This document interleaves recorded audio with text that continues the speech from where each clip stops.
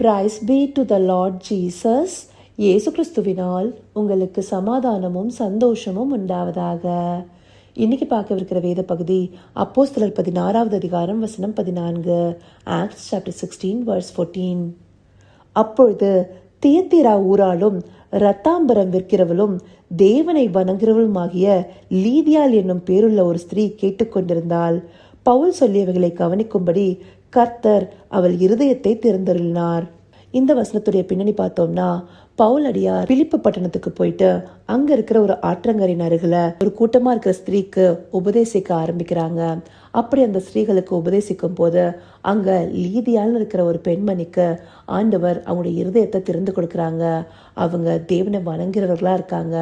ஆண்டவர் அவங்களுடைய இருதயத்தை திறந்து கொடுக்கறனால அந்த உபதேசம் அவங்களுக்குள்ளார சென்று கிரியை செய்து ஆண்டவராகிய கிறிஸ்துவை விசுவாசிச்சு அங்கே ஞானஸ்தானம் பெற்றுக்கொள்றாங்க. இது நம்ம எல்லாருக்குமே தெரிந்த ஒரு விஷயம்.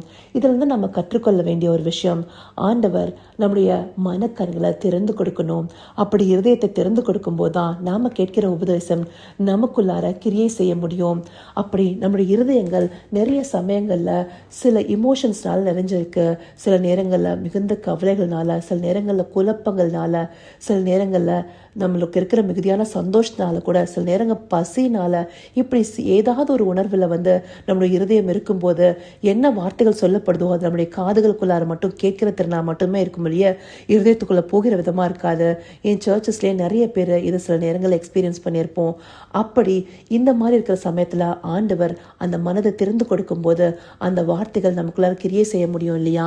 இது இங்க மாத்திரம் இல்ல, லூக்கா 24வது அதிகாரம் 45வது வசனம் வாசிச்சோம்னா, அப்பொழுது வேத வாக்கியங்களை அறிந்து கொள்ளும்படி அவருடைய மனதை அவர் திறந்து அவர்களை நோக்கி. இந்த இடத்துல சீஷர்களை பத்தி சொல்றாரு. இயேசு கிறிஸ்து உயிர்த்தெழுந்து வந்த போது அவரை பார்த்து ஒரு ஆவியோடு திகைத்து போயிட்டு கலங்கி நிற்கிற அவர்களுக்கு ஆண்டவர் வார்த்தைகளை சொல்லும் போது அவங்களுக்கு முழுசா அது உள்ள போகலன்னு ஆண்டவருக்கு புரியுது. அப்பா அவங்களுடைய மனதை திறந்தருளி அந்த வேத வாக்கியங்களை அறிந்து கொள்ளும்படி செய்கிறாரு. அப்படி ஒரு திகைப்பில் இருக்கும் போதும் ஆண்டவர் மனதை திறந்து கொடுக்கும் போதுதான் அந்த வார்த்தைகள் அவங்களுக்குள்ளார போகுது. அந்தபடியான சூழ்நிலைகள்ல நாமும் சில நேரங்கள் இருப்போம். அப்போ நமக்கும் அந்த மனக்கண்கள் திறக்கப்படும் போதுதானே அவனுடைய வார்த்தைகள் கேட்க முடியும். இது இங்க மாத்திரம் இல்ல, ஏசாயா 50வது அதிகாரம் 5வது வசனத்துல ஏசாயா தன்னை பற்றி என்ன சொல்றாரு? கர்த்தராகிய ஆண்டவர் என் செவியை திறந்தார், நான் எதிர்க்கவும் இல்லை, நான் பின்வாங்கவும் இல்லை. ஏசாயாவிற்கு காது கேட்கும் திறன் நல்லாவே இருக்கு. அவர் இந்த இடத்துல சொல்ல வர்றது என்னது? அவருடைய வார்த்தைகள், அதாவது தேவனுடைய வார்த்தைகள் அவருடைய செவிக்குள்ளார போகும்படியா கர்த்தர் அவருடைய செவியை திறந்தருள் இருக்கிறாரு. அந்தபடி அவர் செவியை திறந்தருளும் போதுதான் அந்த வார்த்தைகள் அவருக்குள்ளார சென்று அவருடைய மனதிற்குள்ளார போக முடியும். அந்த மனதிற்குள்ளார அது கிரியை செய்ய ஆரம்பிக்க முடியும். இதை நம்மளுக்கு இந்த வேத வார்த்தைகள் எல்லாமே உணர்த்துது. இதை அறிந்தவர்களா நாம சபைக்கு போகும்போது ஆண்டவரிடத்துல முதலாவதாய், ஆண்டவரே எங்களுடைய மனக்கண்களை திறந்து கொடுங்க, உங்களுடைய வார்த்தைகள் உங்களுடைய உபதேசங்கள் எங்களுக்குள்ளார சென்று கிரியை செய்யணும்னு சொல்லிட்டு அவர் நோக்கி தாழ்மையா கேட்கும் போது அவர் நமக்கு செய்யாம இருப்பாரா? இல்ல நாம ஆண்டவருடைய வார்த்தைகளை அநேகருக்கு உபதேசிக்கும் போது, இல்ல ஒருத்தருக்கு சொல்லும் போது கூட முன்னதாக நம்ம ஆண்டவரிடத்துல ஒரு சின்ன வேண்டுதல் வைக்கணும். ஆண்டவரே, நான் சொல்லுற வார்த்தை இவங்களுடைய மனதிற்கு போகும்படியாக அவனுடைய மனக்கண்களை திறந்து கொடுங்க, அவங்க செவிகளை திறந்து கொடுங்க அப்படின்னு நம்ம கேட்கும் போது ஆண்டவர் நம்மளுக்கு அதை செய்யாம இருப்பாரா? நிச்சயமா ஆண்டவர் ஒவ்வொருத்தருக்கும் அதை செய்கிறவரா இருப்பாரு. அதை நம்ம அறிந்து கொண்டு நம்முடைய மனக்கண்கள் திறக்கப்படணும். இனியும் நம்ம சபைகளுக்கு செல்லும் போது நம்ம வேறு ஏதோ காரியங்கள் நம்முடைய மனதை மூழ்கடிக்காம ஆண்டுடைய வார்த்தைகளுக்கு நம்முடைய செவிகளும் நம்முடைய மனதும் திறந்தவர்களா இருக்கணுங்கிறதுக்காகவே இந்த வார்த்தைகளை ஆண்டவர் காண்பிக்கிறாரு. இதை அறிந்தவர்களா நாம ஒவ்வொரு முறையும் இதையே ஆண்டவரத்தில் நோக்கி கேட்பவர்களா இருக்கணும்.